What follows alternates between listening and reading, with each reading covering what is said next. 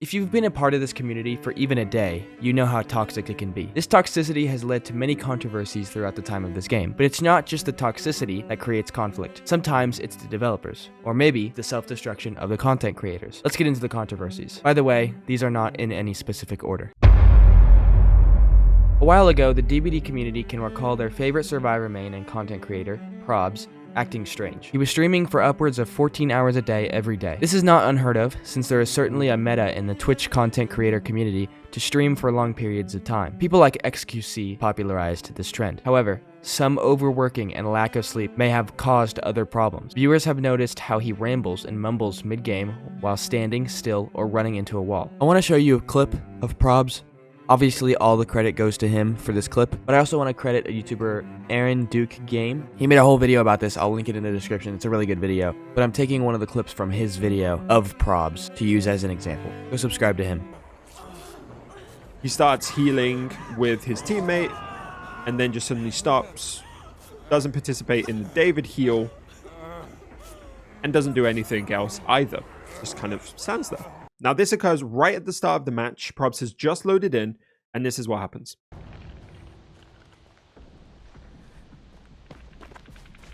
Let's go. Corrupt, huh? Okay. Interesting.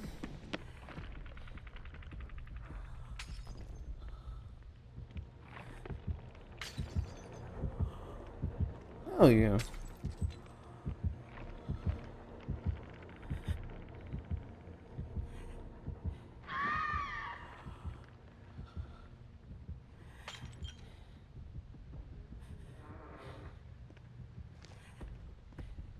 Basically, it just seems like he regularly spaces out. He will kill himself randomly on the hook for seemingly no good reason. He will stand completely still for minutes during a game with no explanation, just to come back and act like nothing ever happened, which seems to me like he might have just fallen asleep at his desk. Although this is all very troubling, this isn't really controversial. It's merely a case of someone overworking themselves for whatever purpose or personal reason he might have.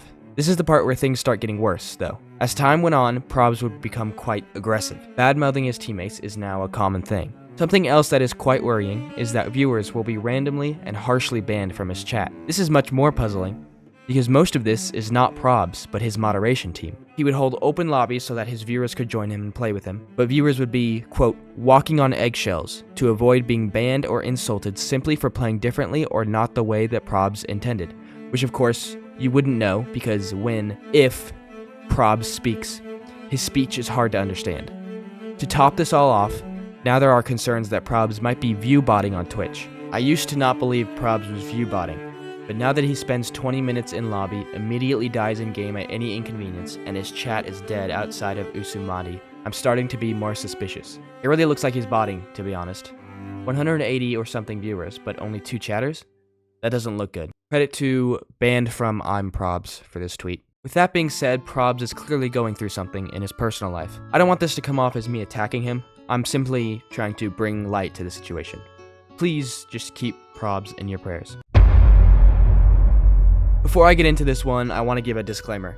I understand that this happened a long time ago. The problem has come and gone and has been resolved. I'm not trying to dig up the past and pin something on someone who has moved on simply for some internet clout. With that being said, I couldn't make a video on the controversies in the DBD community without bringing this up. In, I believe it was 2017, Ayrun was playing DBD with his friends when he was caught in a clip saying this.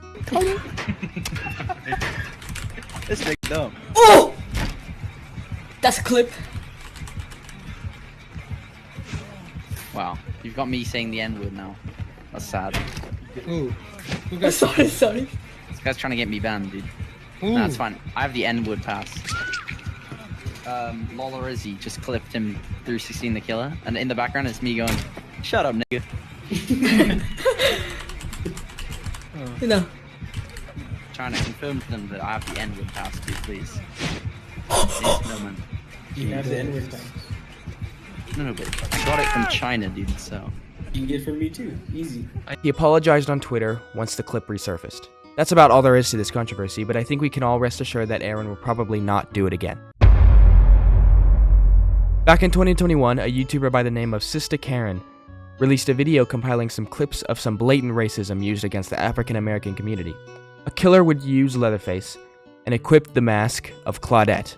That's sort of Leatherface's thing in the movie. He kills, people and then he, wears their faces.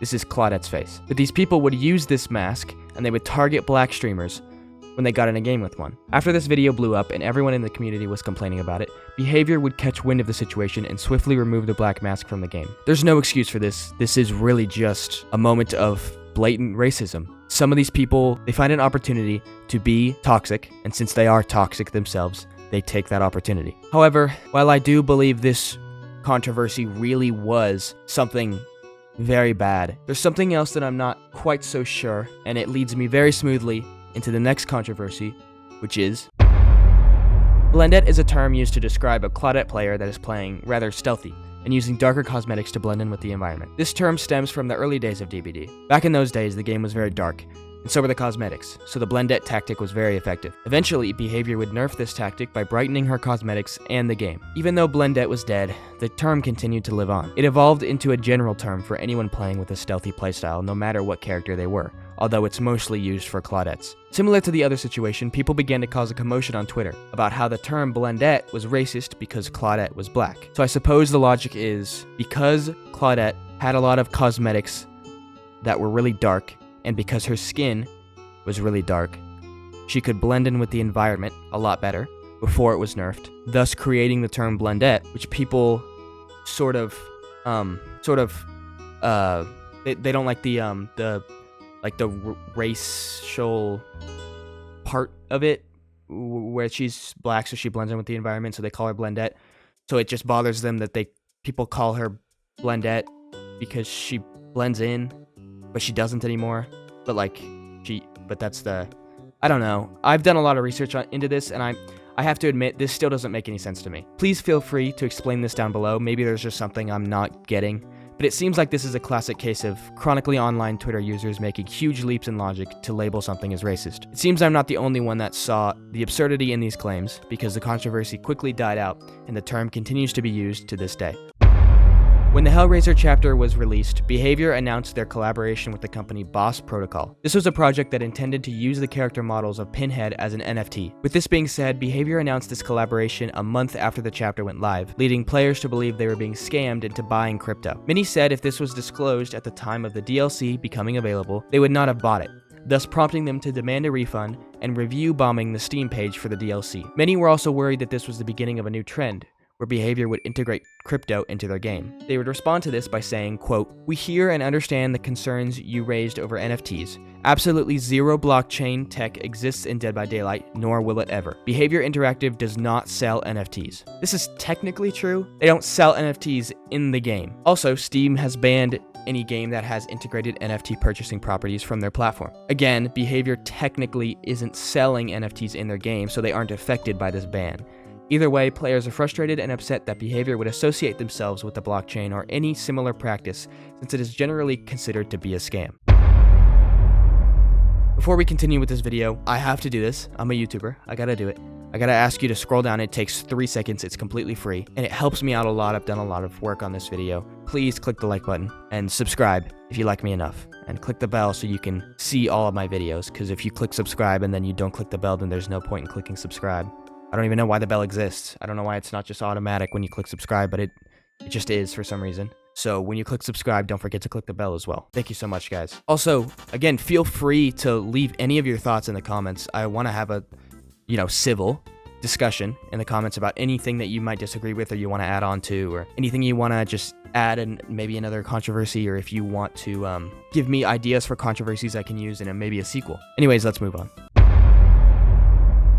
True Talent is a celebrity in the DBD controversy world. When you think of DBD controversy, his name certainly comes up first. His existence in this community has caused a civil war and has split the community down the middle. From the research I have done, it seems that most controversies in the community begin with a misunderstanding and are blown out of proportion. For this video, I tried to avoid all of those misunderstanding controversies, but I can make a sequel to this video and showcase some more controversies because there are a lot more to cover. It seems it all began with a comment he made on one of his videos that was taken severely out of context. True had a few bots come to his video and spam negative comments. They happened to all come from India, so this was his response. Unfortunately, the nature of Twitter is to latch onto anything they can get their grimy fingers on and never let go. True had accidentally given them the perfect vessel to do so. Now that True had been labeled a racist, he is the laughingstock of the community. If anyone wants to complain about someone, they go to True. If they want to insult someone, they go to True.